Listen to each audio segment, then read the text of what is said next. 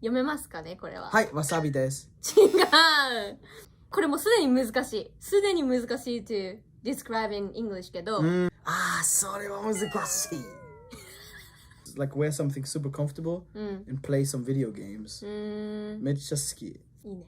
いや、めっちゃわかんないでしょ。めっちゃわかんない。そう。Yes. And welcome back to Native English. There you go. Yay. Today はね、everyone loves this topic actually. Today we're gonna do part 3 of 英訳しにくい日本語。I picked 5 words. Nice. So maybe like we can go one by one. Let's do that. じゃあごめん。Do you know this? 読めますかねこれは。はい、わさびです。違う。わびさびやね。わさびじゃない。似てるけど。じゃあわびさびね。わびさび。わびさびです。聞いたことある？はい、聞いたことあります。Do you know what that means? I think it means like a way of life. 違う？まあ、ちょっと似てるな。これもすでに難しい。すでに難しい to describe in English けど、if we describe ね。So it says the art of imperfection, impermanent, and incomplete. So what does it mean? Imperfection means something that is not 100%. 完璧じゃない。And then impermanent is the opposite of permanent, which means something that has an ending. And the last one is incomplete, or something that still has a way to go. Now I understand Wabi Sabi. Do you know 100段階段? 100段階段? はい。It's actually only 99 steps. じゃあそれはめっちゃわびさびですね。So the art of imperfection. そうだね。Impermanent and incomplete, most of all. So there's not one word in English. ないんですよ。まあ、なんか perfectly imperfect みたいな。So there's another thing I just remembered. すごいじゃん今日。Let's say you have a bowl in Japan, and it breaks. はい。And then you bring it somewhere and they put gold. わかる？ So これもわびさびじゃない？これもわびさびだね。I guess so. まあ、perfect じゃないからね、anymore. けど、because it's broken, it's not perfect anymore. It's actually beautiful. So there's a beauty there. So you fix it, but it's still beautiful. そう。すっごいわかります。You like the word じゃない？わびさび、はい。It's so beautiful, I think. It is. じゃあね、次は、お世話になってます。はい。お世話になってます。それは難しい。お世話になってます。なるほど。なんか、maybe you hear a lot かな when they're talking on the phone とか、まあ、we say it in email とかもそうだけど、もしもしお世話になってますとか、maybe someone call you from like, I don't know, like a service とかかな。アリさんですかお世話になってます。はい。I think they always say that. How can you explain that actually? So there's two different ways. So because we already said like email. In an email it's a little bit different, but let's start in a conversation. Let's say you call someone. In English it would be something like hello or good evening. I hope you're doing good. I hope you're doing well. Something like that. でもこれ本当に completely different meaning だ。Yeah, very much. だってないからね。ない。You know like what actual mean? お世話になってます。失礼みたいな。お世話はなんか taking care of something だから、なんか I'm being taken care of by you. If I like translate directly けど、it's like めっちゃいい。めっちゃいいよね。まあ、in a way it's like thank you so much for always なんか but obviously in English they don't say that.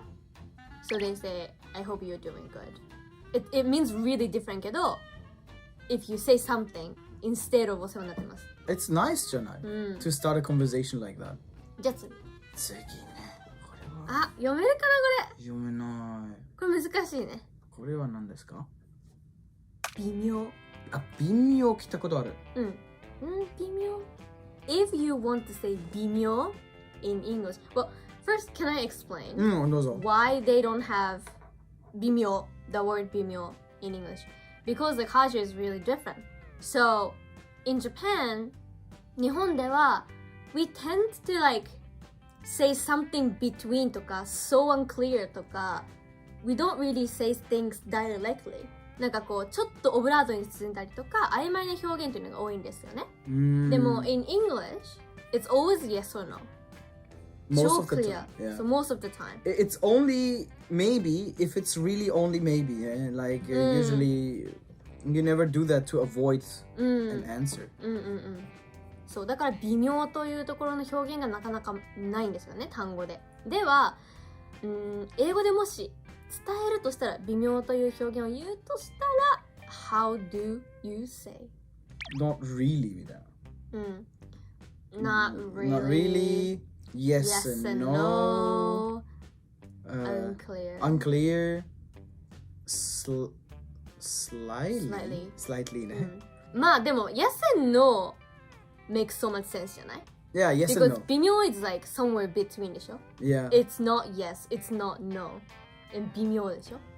だからまあYes and no. And they say that a lot, I think. In Japanese sentence, for example?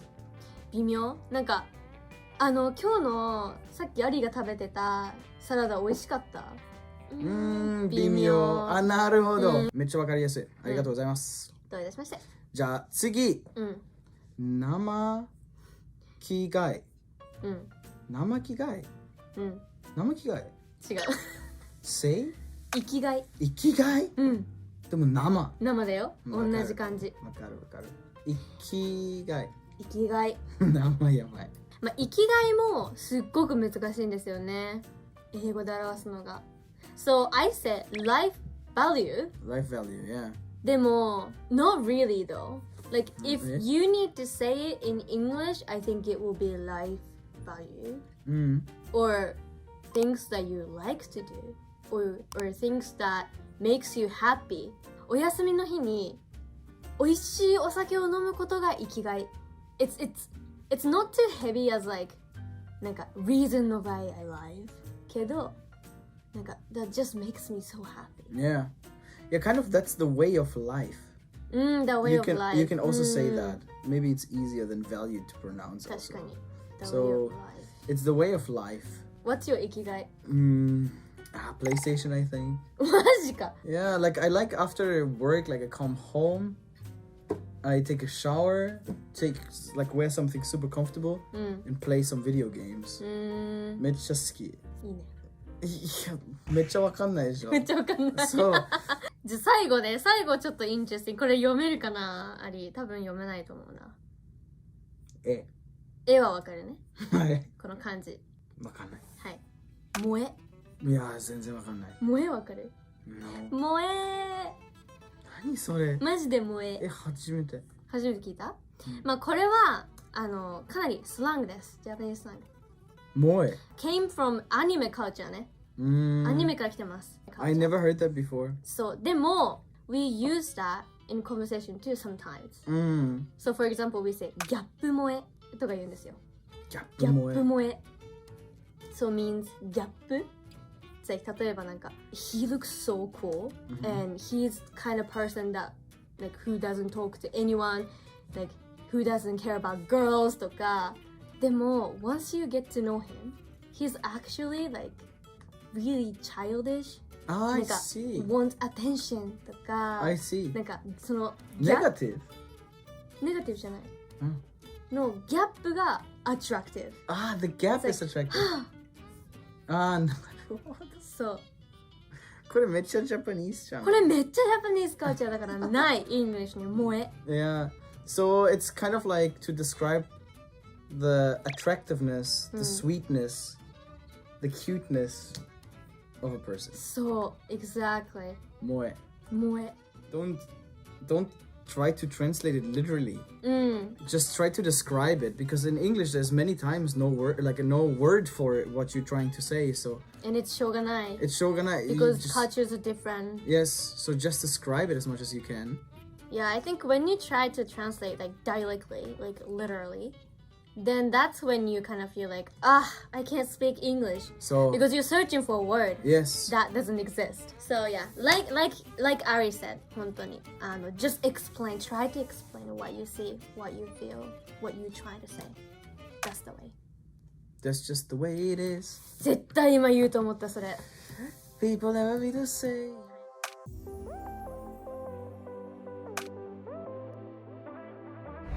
とうございます。 Thank you またね、バイバイ。いいです。なんかオムライスを Making for you じゃない？なんか名前は何ですか？アリです。そう、ケチャップでアリって書いて、はい、それでは一緒に Let's do it together。萌え萌え。